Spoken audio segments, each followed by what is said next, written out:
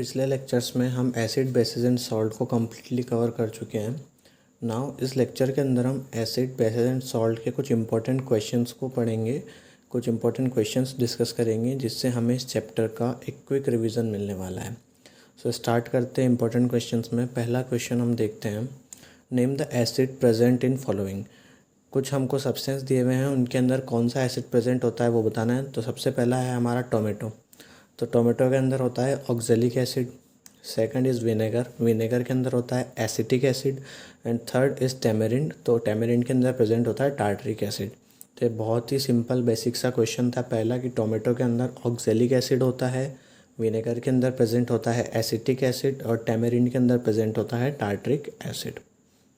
Second question देखते हैं। Second question क्या कहता है, 15 ml of water and 10 ml of sulfuric acid are to be mixed in beaker। हम एक बीकर के अंदर, एक बर्तन के अंदर 15 ml वाटर और 10 ml सल्फरिक एसिड को मिक्स करते हैं। तो इसके अंदर पहला क्वेश्चन ये पूछता है कि state the method that should be followed, कि इन दोनों सब्सटेंस को मिक्स करने में हमें किस मेथड को फॉलो करना चाहिए, क्या प्रोसेस होनी चाहिए जिससे हम इनको आपस में मिक्स करें। तो आंसर देखते हैं इसका। The acid is to be added slowly in water to prevent the mixture to be splashed। क्या मेथड फॉलो करना चाहिए कि एसिड को हम स्लोली वाटर के अंदर मिक्स करें ताकि मिक्सचर जो है वो स्प्लैश ना हो। इसका क्या रीज़न है, हम ये मेथड क्यों फॉलो कर रहे हैं कि एसिड को स्लोली वाटर के अंदर मिक्स कर रहे हैं। इसका रीज़न है कि the reaction is highly exothermic, कि ये जो रिएक्शन होगी ये बहुत ज़्यादा एक्सोथर्मिक नेचर की होती है और कांस्टेंट कूलिंग इसको हमें देनी पड़ती है। अगर हम ऐसा नहीं करेंगे तो यहाँ पर बहुत ज़्यादा डैमेज हो सकता है और एक एक्सप्लोसिव काम यहाँ पर हो सकता है। ये रिएक्शन डाइल्यूशन होती है, हम डाइल्यूशन को डिटेल में पढ़ चुके हैं कि डाइल्यूशन क्या होता है। So this is the solution of the question. Next third question हम देखते हैं। थर्ड क्वेश्चन पूछता है कि define olfactory indicators, name two olfactory indicators. तो हम ऑल्फैक्टरी इंडिकेटर्स देखते हैं कि ऑल्फैक्टरी इंडिकेटर्स क्या होते हैं।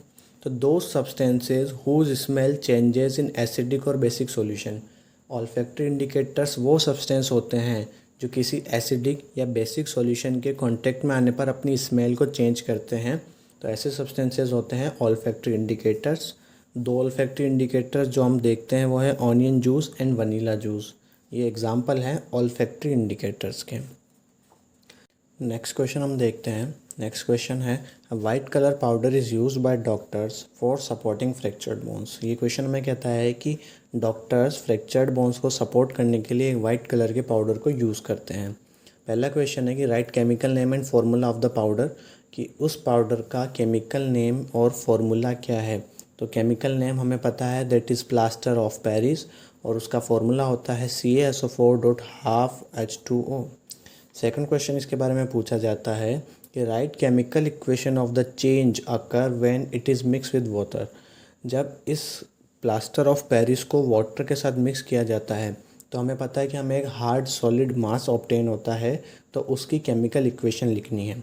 तो देखते हैं कि कैल्शियम सल्फेट को जब 1/2 वाटर के साथ मिक्स किया जाता है तो हमको ऑब्टेन होता है हार्ड सॉलिड मास, जिसको बोला जाता है जिप्सम। उसका फॉर्मूला होता है CaSO4.2H2O। So this is about the question. Next question देखते हैं कि state the chemical properties on which following uses of baking soda are used. Baking soda की अलग अलग एप्लीकेशंस और अलग अलग यूजेस होते हैं, तो उनका जो यूज़ है वो उनकी किस केमिकल प्रॉपर्टी पर बेस करता है, हमें ये बताना है। तो पहला, बेकिंग सोडा हम यूज़ करते हैं as an antacid. As an antacid उसको क्यों यूज़ करते हैं, तो इसका सोल्यूशन है कि it is weekly basic in nature. हमें पता है कि बेकिंग सोडा जो है वो वीक बेस होता है। And neutralise the hyperacidity. जब भी इनडाइजेशन का केस होता है, जहाँ हमारे स्टमक के अंदर एक्सेसिव अमाउंट में एसिड भर जाता है, तो हम बेकिंग सोडा यूज़ करते हैं क्योंकि वो बेसिक नेचर का होता है और एक्सेसिव अमाउंट में एसिड को न्यूट्रलाइज करता है। Second, baking soda used as a soda acid fire extinguisher. As a fire extinguisher क्यों यूज़ किया जाता है, क्योंकि ये जब H2SO4 के साथ मिलता है तो कार्बन डाइऑक्साइड को रिलीज़ करता है और कार्बन डाइऑक्साइड जो है फायर एक्सटिंग्विश करने में हेल्पफुल होती है। That's why baking soda is used as a fire extinguisher. Clear? Let's proceed to the next question, which is how will you test for the gas which is liberated when HCl react with active metal. जब hydrochloric acid किसी active metal के साथ react करता है तो एक gas liberate होती है। हम उस गैस को कैसे पता लगाएंगे कि वो गैस कौन सी है, क्या टेस्ट हम परफॉर्म करेंगे। तो ये हम पढ़ चुके हैं कि जब किसी बर्निंग कैंडल को उस गैस के पास लेके जाया जाता है तो अगर वो बर्न होती है विद अ पॉप साउंड तो हम बता सकते हैं कि the liberated gas is hydrogen gas. तो by bringing a burning candle near it, if it burns with a pop sound showing that it is hydrogen.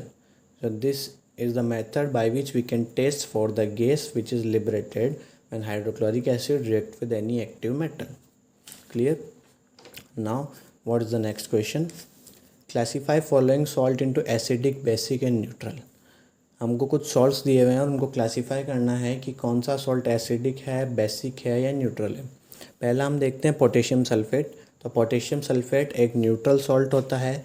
क्यों? क्योंकि वो एक स्ट्रॉन्ग एसिड और स्ट्रॉन्ग बेस से मिलकर बनता है। वो एक दूसरे के इफेक्ट को कम्प्लीटली न्यूट्रलाइज कर देते हैं। That's why potassium sulphate is a neutral salt. Second, ammonium chloride. Ammonium chloride is acidic in nature because it is formed when an strong acid and a weak base react with each other. तो weak base completely neutralise नहीं कर पाता acidic nature को। That's why ammonium chloride is an acidic salt. And similarly sodium carbonate is basic because when an strong base and weak acid react with each other, sodium carbonate is formed. Clear? Let's see the next question. Which bases are called alkalis. बहुत ही basic सा question है कि कौन से bases हैं जिनको alkalis बोला जाता है। तो वो सारे ही बेसेस जो सॉल्युबल होते हैं उनको एल्कली बोला जाता है। तो all soluble bases are called alkali. इसका एग्जांपल सोडियम हाइड्रोक्साइड, ये सॉल्युबल बेस है, that's why it is called alkali. Now moving to the last question, what is mean by water of crystallization. Water of crystallization क्या होता है? So the number of water molecules that combine chemically in a definite molecular proportion with the concerned salt in crystalline state.